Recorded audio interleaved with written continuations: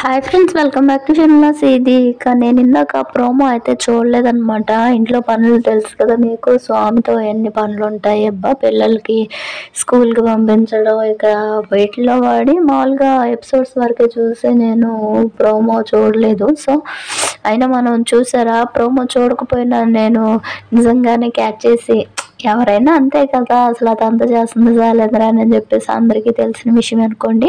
కాకపోతే మనం కూడా చెప్పింది అదే కదా. ఇక రేపటి కథలో ఇక రిషి గురించి చెప్పకపోతే, ఇప్పుడు బ్రాస్లెట్ వచ్చింది, తర్వాత చెయ్యి వచ్చింది అనగానే ఇక చాలా షాక్ అయిపోయి వెళ్ళి కాలర్ పట్టుకుంటే, ఇక నువ్వు కాలర్ పట్టుకున్నంత మాత్రాన ఇంక ఏమి ఇక్కడ ఏం జరగదు అని చెప్పేసి, ఇక నువ్వే ఆలోచించుకో, బోర్డ్ మీటింగ్ అందరు వెయిట్ చేస్తున్నారు పద అని చెప్పేసి ఇక తినైతే వెళ్ళిపోతాడనమాట.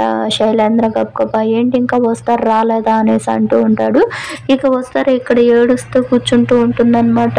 ఏం చేయాలి ఇప్పుడు నేను, నాకేం అర్థం కావట్లేదు. రిషి సార్ నా మీద నమ్మకంతో ఎండి స్థానం నాకు ఇచ్చి వెళ్ళారు, ఇప్పుడు రిషి సార్ కోసం మళ్ళీ ఎండి చైర్ని ఇచ్చేసేయాలా, నాకేం అర్థం కావట్లేదు దేవుడా అని చెప్పేసి ఆలోచిస్తూ ఉంటే, ఇక బోర్డు మెంబర్స్ అందరు వెయిట్ చేస్తున్నారు, త్వరగా అమ్మ వస్తారా అని మహేంద్ర ఫోన్ చేస్తే ఇక ఏడుస్తూనే అయితే వెళ్తుంది. ఇక అక్కడికి వెళ్ళిన తర్వాత సైకతులతో చెప్తాడనమాట, ఎండి చైర్ కనుక ఇప్పుడు నాకు కనుక ఇవ్వకపోతే మాత్రం రిషి అన్నట్లుగా చెప్తూ మెసేజ్ చేస్తాడు. ఇక దాంతో ఇక వస్తారా, రిషి సార్ కంటే నాకు ఏది ఎక్కువ కాదు, ముందు రిషి సార్ని పడిన తర్వాత ఈ శైలేంద్ర అరాచకాలన్నీ బయట పెడితే ఆటోమేటిక్గా మళ్ళీ రిషి సార్ కూర్చుంటారు ఎండి చైర్లో అన్నట్లుగా ఇక బోర్డు మెంబర్స్ అందరితో కూడా అయితే చెప్తుందనమాట. ఇక కొన్ని రోజుల పాటు రిషి సార్ పని నుండి బయటకు వెళ్ళారు. ఇక నేను ఒక్కదాన్నే వీటిని చూసుకోలేను, అందుకనే ఈ ఎండి చైర్ని శైలేంద్ర గారికి అప్పగిస్తున్నానంటే, అదేంటమ్మా అన్నట్టు మహేంద్ర అయితే అంటూ ఉంటే, ఇక ఏం మాట్లాడుతున్నామయ్యా, ఈ నిర్ణయంలో ఇక ఇంకేమీ మార్పు లేదా అన్నట్లుగా అయితే చెప్తుంది. ఇక తెగ సంతోషపడిపోతారు. కానీ ఇక ఆ ఎండి చైర్లో కూర్చోవడానికైతే ఆ కుర్చీ మాత్రం తీసేసి వేరే కుర్చీ అయితే వేయిస్తుంది. ఆ కుర్చీ కేవలం ఆ చైర్లో రిషి సార్ మాత్రమే కూర్చోవాలని చెప్పేసి అంటుందన్నమాట.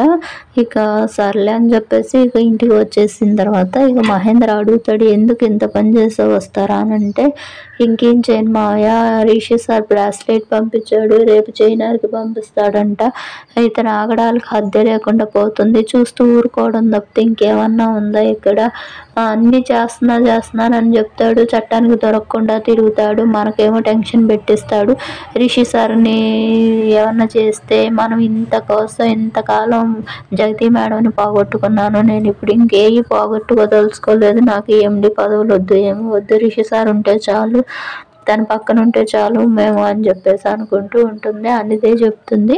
ఇక వీడిని అందుకనే మొన్నే వేసేస్తానంటే మీరు వినలేదని చెప్పేసి అంటే, పరిష్కారం అది కాదు మావయ్య, ఆలోచించాలి, ఇప్పుడు ఎండి స్థానం తనకి ఇచ్చేసాను కదా, ఇప్పుడు నీకు ఇచ్చేసినంత మాత్రాన్ని రిషి గురించి చెప్తాడనుకుంటున్నావా, వస్తారా చెప్పండి అంటే, చెప్పడు చూడు అనేసి అంటే, ఇక ఫోన్ చేసి నీకు ఎండి చైర్ నీకు ఇచ్చాం కదా, ఇప్పుడు రిషి సార్ ఎక్కడ ఉన్నాడో చెప్పు అని చెప్పేసి అంటే, అంత తేలిక ఎలా చెప్తాను అనుకున్నాము వసుధారా, నా మాటలకి నమ్మేశావా అనేసి అంటూ ఉంటాడు. నువ్వు నమ్మవేనని ఇలా తెలుసు కాబట్టే నేను నా ప్లాన్స్లో ఉన్నాను, నువ్వు ఆ చైర్లో కూర్చొని